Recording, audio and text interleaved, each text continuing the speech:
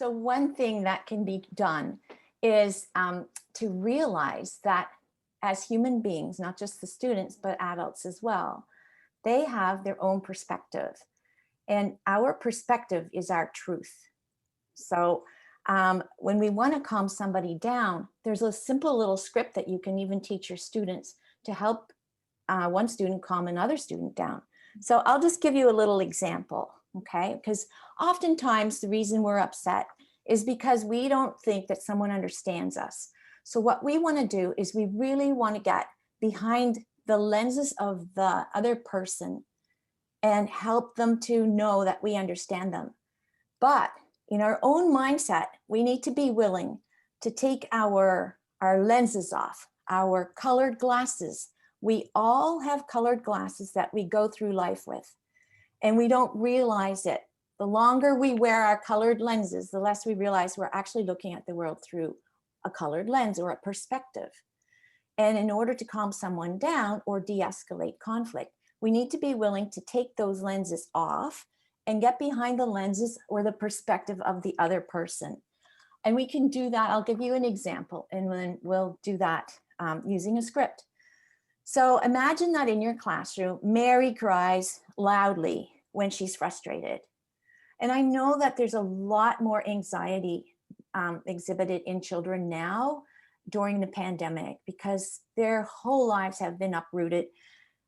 And not that ours haven't, but I think with parents and us, we're carrying our own extra burdens because of the uncertainty and the conditions that we need to make things work. And so our anxiety levels are higher than usual. So these tools I'm giving you are critical right now.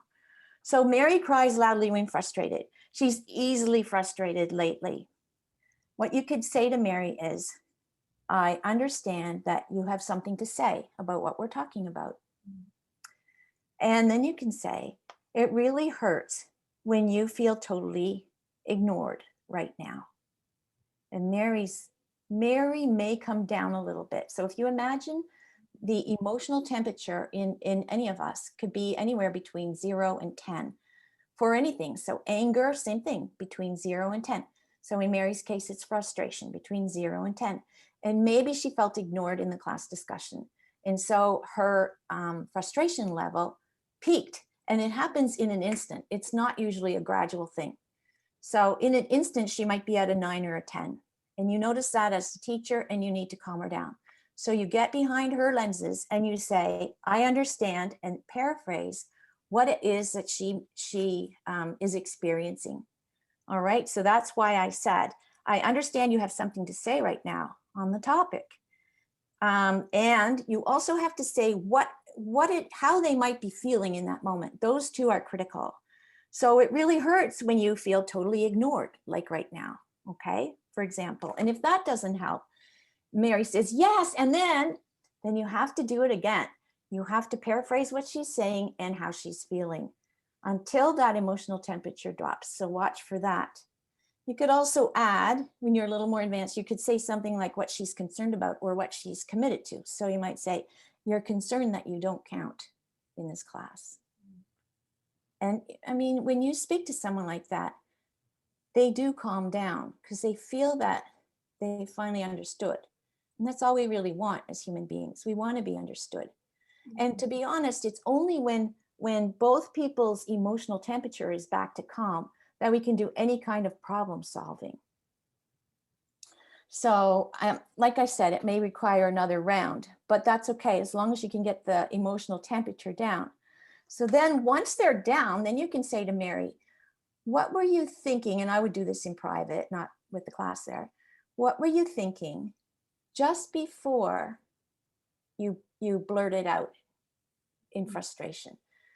And that will make her be able to think. But if she's activated or in a state of feeling triggered or activated, it won't help to say, and we do this all the time as teachers, why did you do that? Why did you blurt out? Why did you hit Tommy? Why did you? And kids can't answer that because their amygdala is triggered. And so their amygdala is their fight, flight, or freeze survival part of the brain. and they can't access their thinking part and their problem solving part and their judging part, which is the frontal cortex. So the question to ask is, what were you thinking just before you started crying? Okay. And this is a reflective exercise, and it helps her identify the thought that she had just before she flew off the handle or started crying in this case. So this type of problem solving is needed a number of times often before Mary will be able to access or assess her learning when activated. So after she has those conversations a number of times, then the hope is that gradually when she does get triggered again, then she'll be able to realize, oh, that's a thought I had. No, I don't want to go there, and choose consciously something different. As human beings, we don't consciously choose unless we go through that kind of reflective exercise. So that's one of the strategies I have for you. Oh, that's